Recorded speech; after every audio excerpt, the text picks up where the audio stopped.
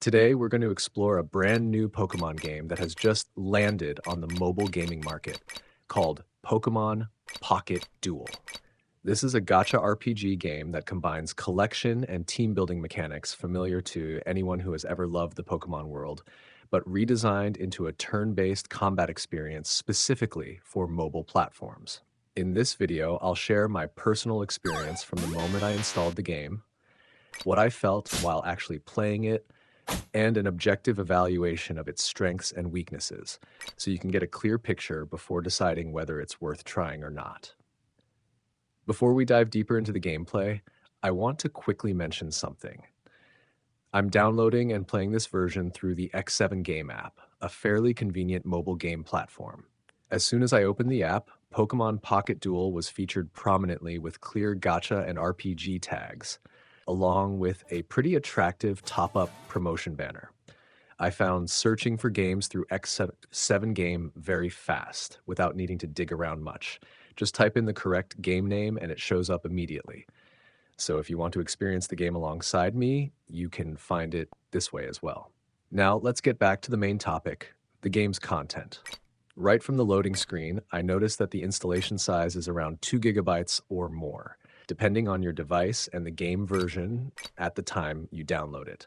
So this is not an ultra-light game, but it's also not too heavy compared to most modern gacha titles. After finishing the installation and launching the game for the first time, the first thing I realized was that the interface is designed in a style very close to the classic Pokemon world, from the character designs and battle effects to the map layout. If you're a longtime Pokemon fan, you'll probably feel a sense of nostalgia from the very first moments. As for the core gameplay, Pokemon Pocket Duel is built around a turn-based system, meaning battles take place in turns, with each side making decisions one after another rather than using real-time action combat.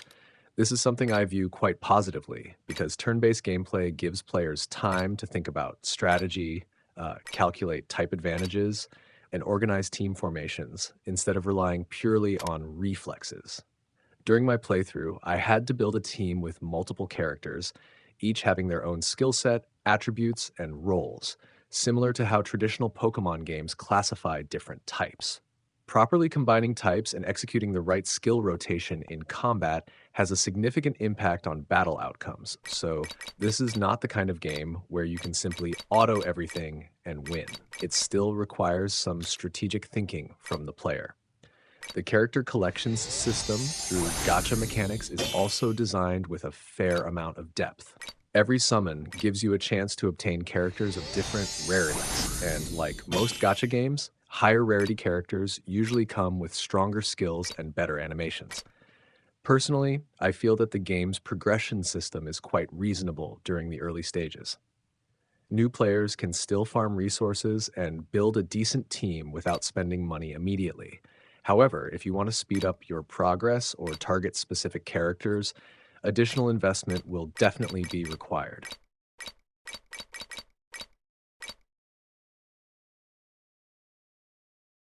One point I want to address honestly and objectively. Since this is a free-to-play game with gacha mechanics, monetization is definitely present, and the app also features top-up packages with fairly significant discounts during the early stages of the game. This is a very common strategy for newly launched titles, designed to encourage players to invest early and gain progression advantages. I'm not saying this is a bad thing, because you are completely free to play as a free-to-play player and progress at your own pace. The game still provides enough resources for you to experience the core content. However, if you're the type of player who tends to get carried away by gacha systems, I would recommend setting a spending limit for yourself before you start. That's a sincere piece of advice from someone who has played quite a few similar titles. As for promotions and gift codes, I've noticed that when opening Pokemon Pocket Duel through the X7 Game app, there are often codes or vouchers displayed directly within the game's interface, either as banners or in dedicated sections.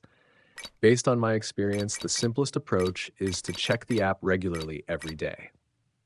If you see a code available, redeem it immediately to claim the rewards. If no code appears that day, it usually means the previous batch has expired or the next batch has not been released yet, so you can simply check again the following day. It's a small habit, but it helps ensure that you don't miss out on free resources while building your team. Returning to the overall experience, I would rate the game's visual presentation and sound design quite positively for a newly released title. The colors are vibrant, the skill animations show clear effort and polish, and the combat effects, especially when high rarity characters unleash their ultimate skills, feel very satisfying to watch. Map exploration is also designed with variety in mind. The game isn't focused solely on combat, as it also includes side activities such as limited time events, daily missions, and achievement systems, helping the gameplay loop stay engaging for a longer period of time.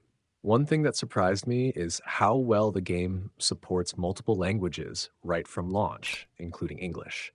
This makes it much easier for players from different regions to jump in without facing major language barriers, unlike some gacha titles that initially launch with only a single language option. For a game aiming to attract an international player base, this is definitely a significant advantage. That said, I also want to point out a few drawbacks. Since the game is still relatively new, server performance and overall stability are not always perfect during the launch period. I experienced a few instances of longer than expected loading times when entering battles or transitioning between maps. In addition, because Gacha remains the core monetization system, targeting a specific character can sometimes require a considerable amount of resources if luck isn't on your side. This isn't unique to this game, but rather a characteristic of the Gacha genre as a whole. Still, it's worth mentioning so you know what to expect before investing your time. To summarize my personal experience, Pokemon Pocket Duel is a title worth trying, especially if you're a fan of turn-based combat combined with Pokemon-style character collection. The gameplay offers strategic depth, the visuals are high quality, progression feels reasonable for free-to-play players, and multi-language support makes the game accessible to a wider audience. The main points to keep in mind are the monetization model inherent to gacha games, and the possibility of server stability issues during the early launch period. If this video has made you interested and you'd like to try the game yourself, I recommend searching for the exact title, Pokemon Pocket Duel, making sure every word is entered correctly to avoid confusing it with other Pokemon-related titles currently available on the market. You can also find the game through the X7 game app, just as I did. And don't forget to check the app regularly so you don't miss any gift codes. Thank you for watching today's video. If you found it helpful, please support the channel, and I'll see you again in future review videos.